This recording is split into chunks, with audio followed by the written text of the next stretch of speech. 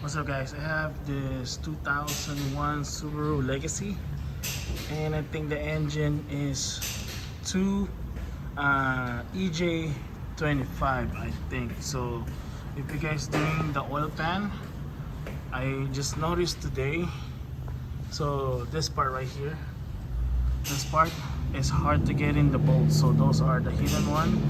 I think either you have 4 bolts from this side, but if you take up this jacking plate right here and then you see the holes down there, 1, 2, 3 and 4, somewhere around here.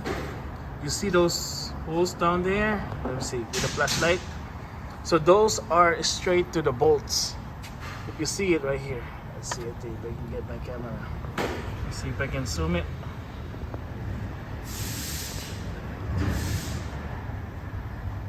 You see that? Hopefully it's clear. You see that bolt? 10 millimeter. Let's see.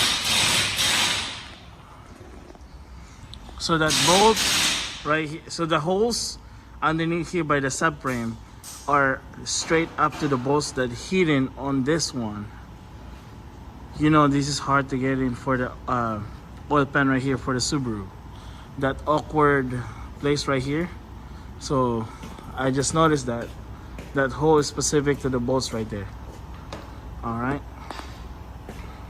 so if you're gonna do the oil pan for the Subaru, correct me if I'm wrong, I think the engine is EJ25. This is non-turbo for the Legacy.